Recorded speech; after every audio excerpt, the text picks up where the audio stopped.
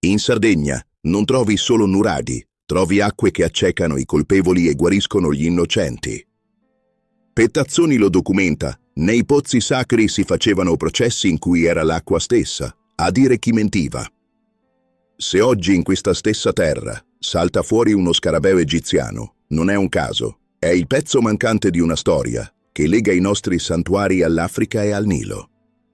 Raffaele Pettazzoni mostra che al centro del culto più antico c'è un grande dio del cielo e dell'acqua, legato ai templi a pozzo, ai giudizi divini, alla pioggia e alla fecondità. Il cuore del suo culto è la prova dell'acqua. In un santuario, spesso collegato a un pozzo sacro, si conserva un'acqua considerata dell'Altissimo. Quando c'è stato un furto o una colpa grave, l'accusato viene portato lì e dopo preghiere e formule rituali deve toccare quell'acqua, berla, immergersi o bagnarsi. È in quel momento che, secondo la tradizione, il dio interviene. Se ha mentito, l'acqua lo colpisce, lo rende cieco o malato, gli lascia addosso un segno evidente. Se è innocente, lo salva e lo rafforza, e in alcuni racconti ci vede persino meglio di prima. L'acqua diventa così lo strumento concreto con cui la divinità giudica, punisce e guarisce, l'occhio di Dio dentro la materia. Pettazzoni fa il passo decisivo, quello che vede in Sardegna lo confronta con le religioni dell'Africa occidentale. Nel Golfo di Guinea, presso popoli come Yu e Bantu, l'essere supremo è descritto sempre allo stesso modo. Padre, giudice supremo che interviene nei giuramenti e nelle ordalie, smaschera lo spergiuro e difende la giustizia della tribù. Per questo, quando in un santuario sardo saltano fuori simboli solari, amuleti, sigilli egiziani, non sono oggetti capitati lì per caso, ma frammenti di una stessa storia religiosa, che parte dall'Africa e si fissa nell'isola dei nuraghi. Uno dei punti più forti messi in luce da Pettazzoni è il confronto fra le ordalie sarde e quelle dell'Africa occidentale. In Sardegna, presso templi e acque sacre, si tenevano giudizi per furto in cui era l'acqua stessa, dopo preghiere e riti, a rivelare il colpevole. Chi giurava il falso veniva colpito da castigo divino. Chi era innocente ne usciva con la vista rafforzata e l'onore restituito. L'acqua diventava così il vero occhio di Dio.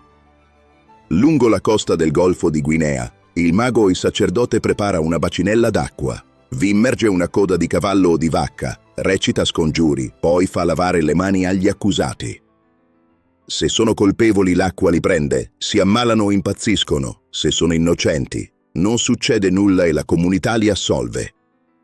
Non è una semplice somiglianza, è lo stesso meccanismo, un Dio del cielo e dell'acqua che decide, un giudizio pubblico sui reati più gravi, una sanzione che colpisce la vista, come simbolo di chi non ha voluto vedere la verità.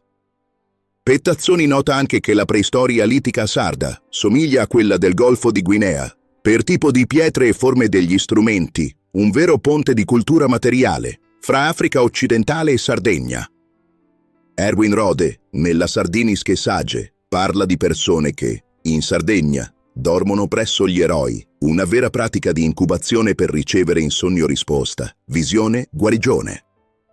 Rode identifica questi eroi, 9 fra i figli di Eracle e delle figlie di Tespio, gli stessi Tespiadi che Diodoro presenta come inviati in Sardegna sotto la guida di Iolao.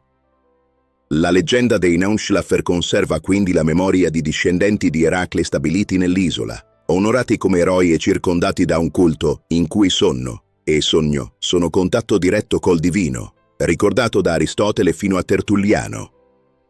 Lo stesso schema si riconosce nei pozzi sacri e nei luoghi ipogei dell'isola, discesa nel sottosuolo, silenzio, isolamento, sonno sacro in una camera separata dal mondo, come se varcare la soglia fosse già l'inizio del sogno.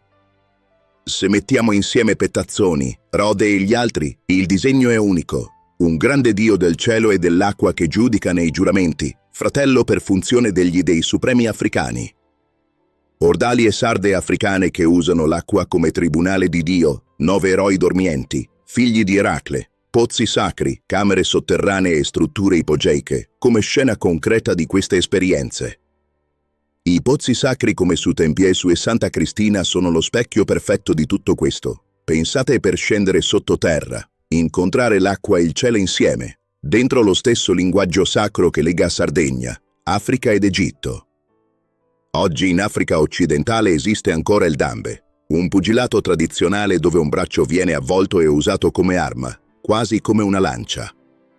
I nostri pugilatori nuragici, con il guantone rigido su un avambraccio e lo scudo nell'altro, appartengono allo stesso archetipo, combattenti sacri, metà pugili e metà guerrieri.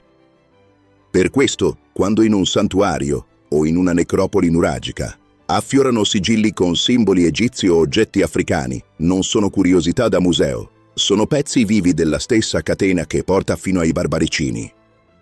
Da questo momento, ogni oggetto che riemerge dal passato non è più un pezzo strano da mettere in vetrina, ma un tassello in più di una storia sola che, forse, stiamo iniziando a ricordare. Grazie a tutti e al prossimo video.